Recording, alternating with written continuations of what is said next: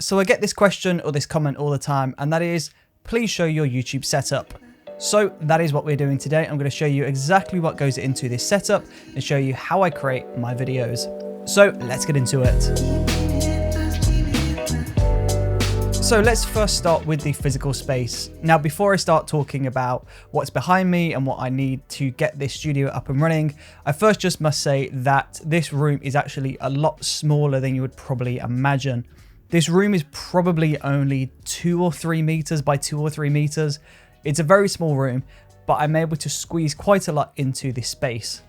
The reason why this room is so small is because I live in a 2-bedroom flat. This is the 2nd bedroom, which I've converted into a studio, but it's not the biggest space in the world. So there's a few things that I've had to do in here to reduce the amount of clutter in the room.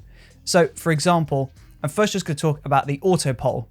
Now, the auto pole is this pole that you can squeeze between 2 walls, and it basically gets rid of the use of light stands or tripods or anything that could be on the floor in the way, taking up valuable space. So I've got 2 auto poles in this studio. I've got the first one, which is right behind me, and the auto pole up here behind me is keeping my 4 strip lights, my backlight, and I'm using this as cable management. So I'm running all of the cables from the lights down this pole and then going down to the plug so that they're not trailing over the floor.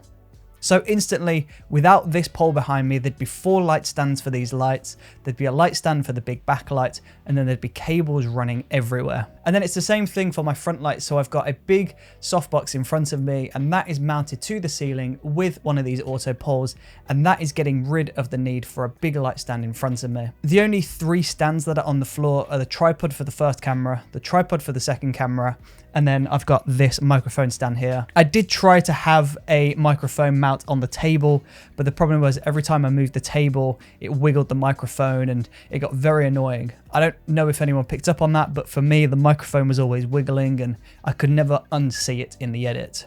So my first job when I was making this space was to get everything that didn't need to be here up mounted onto the wall or onto the ceiling. Now, the reason why I went for the auto pole rather than drilling in a pole into the wall is because I live in a rented flat. I don't own this place, I only rent this place, which means my landlord wouldn't be very happy with me if I decided to just drill some holes into the wall and mount some rails up. So the beauty with these auto poles is they've got this rubber cup at the end, kind of like a car mount or a suction cup. And when you extend the pole out, you should have a cup on one side, a cup on the other side. So you've got this mounted to 2 walls, and then you tighten this up and it just stays up there.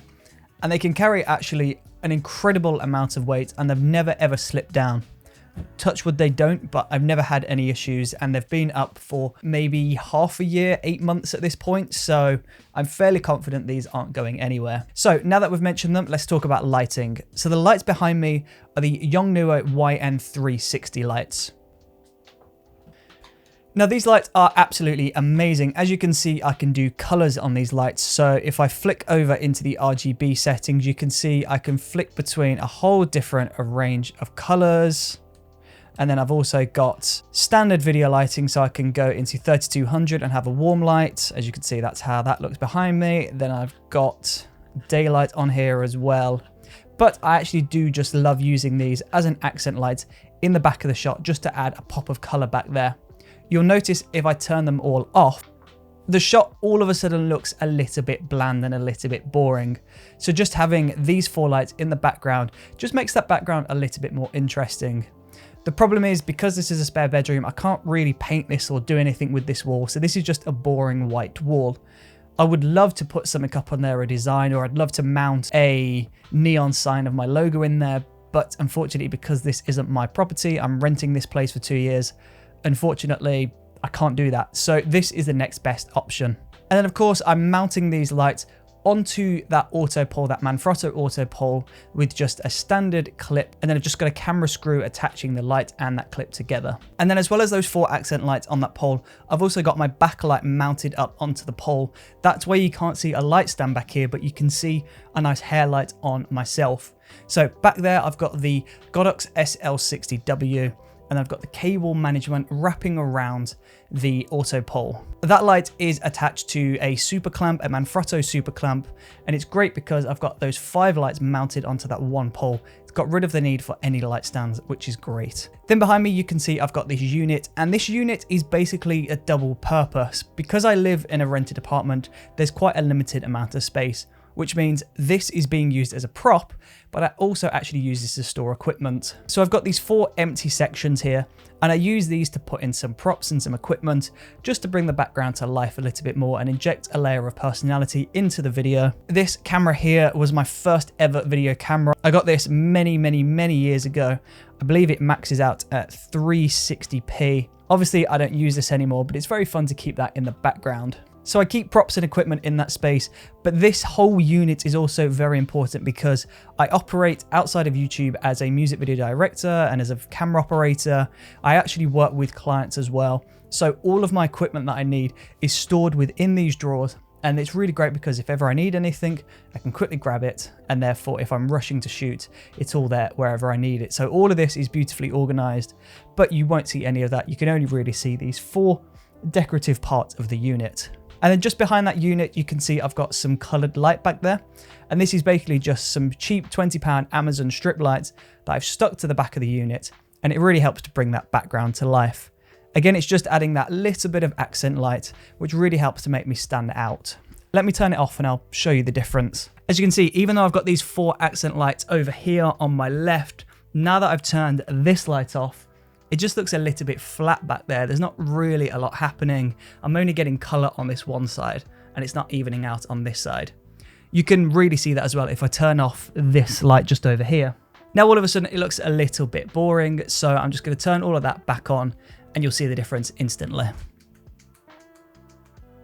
And then of course, as you can see on top of that unit, you're just probably starting to see that in the top of this wide shot.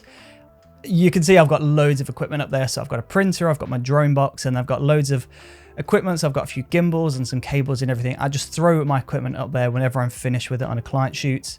That is my messy space. So sometimes in some videos, you'll see that looking a bit tidier than other videos, but generally I try and frame that out if I can avoid it. And then of course, as you can see over there, this isn't an intentional thing. This isn't for looks, but you can see I've got some color backdrops.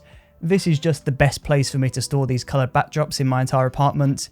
They're not there for a prop, but they do also add a splash of color into the video. So that's why those coloramas are living there. But these are just basically photography screens. Right, now let's talk about what's going on right here. Let's talk about the sound. So this right here is a Shure SM7B. Normally I have the larger windshield on when I'm doing editing tutorials because I get really close up on the microphone.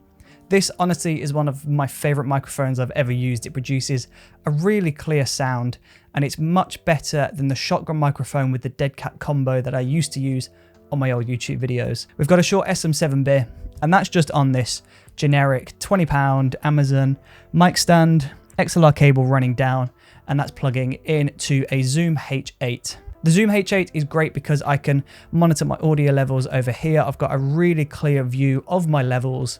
I know exactly what the sound is doing at any moment. So that's what's going on here. Normally I have the computer in here as well. I'll bring this in and I'll do some editing, but this is only the filming room. I actually edit in my living room because this room only has a very small window and you can kind of get cabin fever in here if you spend too much time in here. So I do all of my editing in the living room because it's brighter and a more comfortable space to work in. But when I'm filming these videos, obviously I have to unplug the computer, bring it in here, mount it down, and then I just do everything on this table. The table here, this desk here, this is just a very cheap £40 IKEA table. It's a little bit wobbly and sometimes you can actually see that when I'm editing, the Mac will start to wobble a little bit. And then moving on, we're going to talk about cameras. So the first camera that we're looking at here on the wide is a Red Gemini 5K with a 24 to 105mm lens. And then my second camera is a Sony FS7 with a Canon 50mm lens. So when I'm on the Red Gemini camera 1, I keep my focal length at around 30mm. So I punch in a little bit just to frame out this top part of the frame. And then this is obviously on a 50mm, and that 30 and that 50 creates this nice effect when I'm editing between these two angles. Now, the reason why I'm filming on a Red Gemini and an FS7 is because these are the cameras that I use for my job, and it would make no sense to go ahead and spend more money on smaller cameras for this YouTube setup. So I'm super aware that these 2 cameras for YouTube are really overkill. You don't need a Red for YouTube. You don't need an FS7 for YouTube. A Sony a7S would probably be an ideal camera for YouTube. And then of course, these are mounted onto a tripod.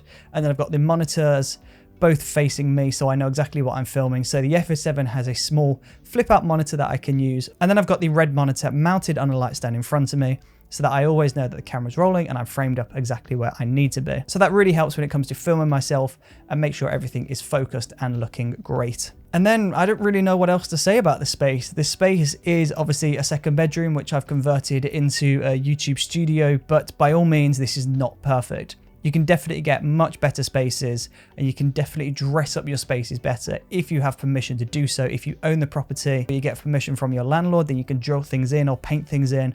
But for my setup, in my scenario, this setup works perfectly for me. Now, I don't think I've said this yet, but the light in front of me is another Godox SL60W. And on this one, I've got a massive softbox attached to this with the grid to help reduce light spilling onto the background. I used to find before I had this grid on the softbox, the light would spill onto the background and it would wash out some of these colors. You just have white rather than purple back there. And then obviously that is mounted to a light stand, which I've got mounted upside down onto an auto pole, and then the cable from that light is running across the auto pole and down into a plug. The beauty with managing lights like this is because they're always mounted up on the ceiling, you don't have to take them down. If I had my light mounted onto a light stand, then I would always have to move it around.